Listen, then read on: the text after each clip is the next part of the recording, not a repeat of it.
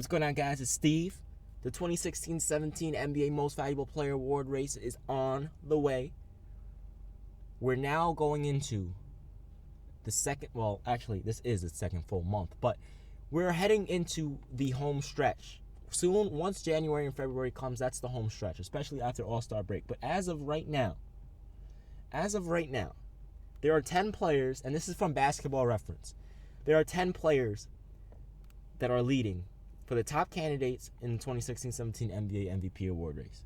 So this is from Basketball Reference. This is obviously associated with the NBA, so this is legitimate. I'll leave the I might not be home by the time, because the way I have to do this, I'm traveling, so it's weird. But anyway, so this is an order, and this kind of shocked me. But this is an order from probability to win. So number 10, Kevin Love. Number 9, Kyle Lowry. Number 8, Jimmy Butler. Number 7, Kawhi Leonard. Number 6, Chris Paul. Number 5, LeBron James. Number 4, Stephen Curry. Number 3, Russell Westbrook. Number 2, James Harden. And number 1, Kevin Durant. Now, the thing that shocked me the most is that Kyle Lowry is on this list ahead of DeMar DeRozan. I think they should swap out and put DeMar DeRozan on that instead of Kyle Lowry, because I know he's not going to win. I know DeRozan or neither of them two are going to win, but I understand that DeMar DeRozan, he's having an historic start, so he should be in the MVP talks because his team is second in the Eastern Conference right now. So logically, it's like, why is he not on this list? So when you look at it from that perspective, it kind of blows my mind that Kyle Lowry was even on this list. So let's talk about Kevin Love. Now, I defended Kevin Love a lot, and not everyone, but a lot of people were calling me stupid, and that Kevin Love sucks, and he's a bum, and he's overrated, who's just a stat patter. Okay. Kevin Love is having an elite season. He's averaging, and the crazy thing, just hear this out. He's averaging 21 points per game, 10 rebounds per game. 1 assist, 1 block, and 1 steal. Craziest thing is he's shooting 86% from the free throw line, 42% from 3, and 45% from the field, and he's only shooting 15 shots per game. Now, that is efficient as hell. 15 shots per game, and he's averaging 21 and 10. That's elite. Elite. I told you guys he was elite still. He may not be top 5 in the world anymore, but he's still an elite player, and nothing changed. The same way nothing changed when Bosh went with LeBron and Dwyane. Yeah, his stats went down, but when LeBron left, Bosh went right back up to 21 and 9. Like it was nothing. He went straight back up to 21 and 9. And he could have done more if it weren't for, the injuries and things like that. But anyway, let's continue on. So that really shocked me because, just seeing Kevin Love on there, it's like, okay, thank you. I have some support on my side because Kevin Love is a great player. Anyway, let's go on to the next person, Jimmy Butler, since I already talked about Kawhi Leonard. Jimmy Butler, number 8. Now, I talked about Jimmy Butler earlier today, and, a lot of you guys agreed with me that Jimmy Butler is really underrated. He is. He's averaging 25, 7, and 4 on 47% shooting from the field, 35% shooting from 3, and 88% shooting from the free throw line. Now, that's pretty good. That's pretty damn good. Number 7, we have Kawhi Leonard. Oh, by the way, Kevin Love's chances of winning are 1%. Kyle Lowry's is 1%. Jimmy Butler's is 1%. So Kawhi Leonard, he's averaging 24, which is pretty solid. 24, 6, 3, and 2, which is, that's pretty damn good. 24 points per game, 6 rebounds, 3 assists, and 2 steals, while shooting 91% from the free throw line, 38% from 3, which is crazy, and 46% from the field. So he's efficient as ever. He's a great defender, and he's leading the Spurs to a top seed in the Western Conference. So yes, he deserves to be on this list. He is a great player. He's one of the faces of the NBA, and he's one of the best players in the world at this moment. However, I don't see him winning, and Basketball Reference agrees with that because his probability of winning is literally only 2%. So let's go on to my man Chris Paul. Chris Paul has a 4% chance of winning according to Basketball Reference. Chris Paul is averaging 18, 9, and 2.5. Well, actually, more than that. 18 points per game, 5 rebounds, 9 assists, 2.5 steals per game, which is really good. He's shooting 90% from the free throw line. He is shooting 38% from 3, which is actually close to 40. It's 39.7, which is good. So 40% from 3 and 46% from the field. So that's really good. We already know Chris Paul is still the best pure point guard in the NBA, and he's definitely still one of the top 5 to top 10 players in the world still at this point in his career. He's just too good. He impacts the game on almost every level. He's great. One of the best defensive guards in NBA history. I think he has like the most all defense, or I think Gary Payton might have more than him, but I think he's like top 5 and actually close to like top 2, top 3 in all defensive teams for guards, which is crazy because the dude is like 6 foot and he's an elite defender. LeBron James is number 5. We all knew LeBron James was going to be on this list, and I'm shocked that LeBron only has a 6% chance of winning. LeBron is averaging 24 points per game, 8 rebounds, 9 assists, 1 steal. He's shooting 72% from the free throw line. He's shooting, which is, that's not that good, but 35% from 3, which is pretty solid for LeBron, and 50% from the field. Really good numbers. But I think the reason why LeBron sort of took that step back in towards the MVP race, in terms of the MVP race, is because of Kevin Love. The way Kevin Love is playing right now, it's ridiculous. Yeah, Kyrie's still doing 24 points per game, but Kevin Love impacts the game more, whereas Kyrie's just a pure scorer. That's all he does. He can't run the offense. He can't run plays. He can't be a playmaker or a floor general.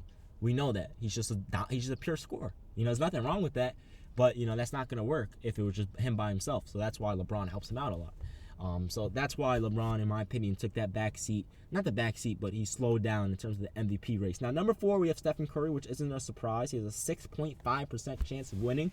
He's averaging 26, which is pretty good. 26, 4, and 6. And 2 steals, which is pretty solid for Stephen Curry. 93% from the free throw line. That's ridiculous. 93%, guys. He's shooting 40% from 3, and get this, 49% from the field. So, yes, he can go back into the 50, 40, 90 club. He just has to get his field goal percentage up by 1%.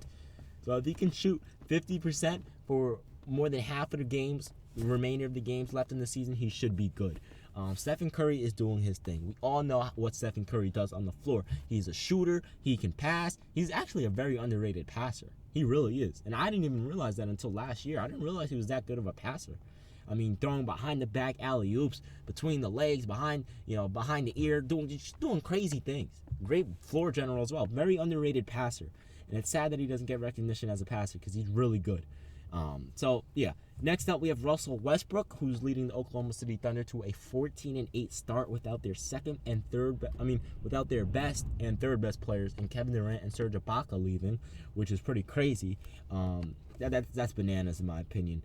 But anyway, Russell Westbrook is having a great year, and he has a 15% chance of winning. He's averaging 31 points per game, 11 rebounds, and 11 assists.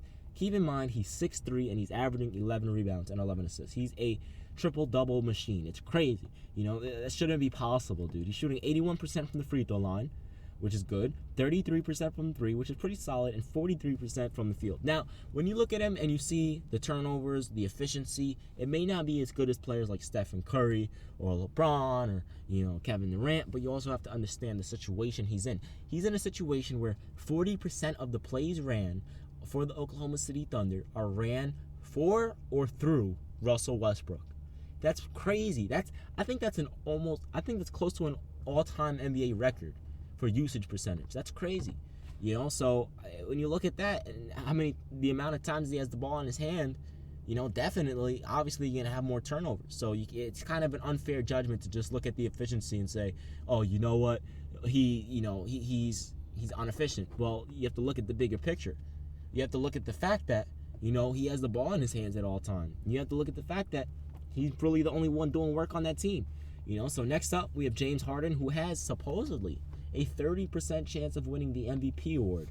He's averaging 28.5 points per game, which is really good, 7.5 rebounds per game, and 11 assists per game with 1 steal, which is really good. That's really good. But just like Russell Westbrook, they both average 5.6 turnovers, so that's around 6 turnovers per game. But he's shooting 84% from the free throw line, which is really good, 36% from 3, and 45% from the field. Now, again, you have to look at the usage rating. They both have some of the highest usage ratings in the league at this moment. Russell Westbrook has the highest, right? So when you look at that and you understand, okay, maybe his efficiency isn't that high, but I also understand he has the ball in his hands more. So that's why stats can be misleading. They really can be misleading. Like, think about it. Stephen Curry is averaging. What is he averaging? What did I say he was averaging? He's averaging 26 points per game. So when you look at that, it's like, okay, that's really freaking good. Okay, 26 points. Oh my gosh, a freaking truck. 26 points per game. Okay, that's pretty good. But you also have to understand he's making 4 threes per game, and he's shooting 10 of them. So when you look at it from that perspective, that's 12 points just from threes. And then you have free throws, and then that's just an average. Some games he has more than that. So when you look at that, he just had the all-time record of most threes ever. So when you look at that, stats can be misleading. Anyway, so James Harden has a 30% chance. Kevin Durant has the highest chance, according to Basketball Reference, at a 32% chance, and I understand why. 36, 8.5, and 5, with 1 steal, 1 block. He only has 2 turnovers per game. He's shooting 86% from the free throw line, 41% from 3, and 55% from the field. Efficient as hell. We've never seen anything efficient like that since the 2012-2013 season with LeBron James. We haven't seen that in 3 years, and he's doing it right now, which is 4 years, actually. And he's doing it right now, which is crazy.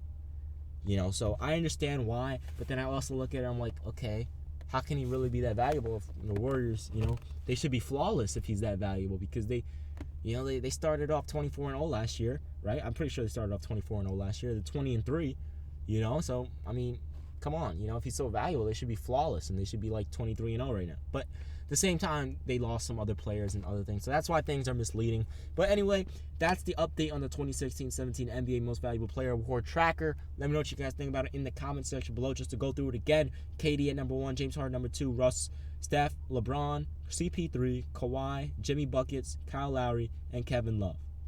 I'm out of here. Peace.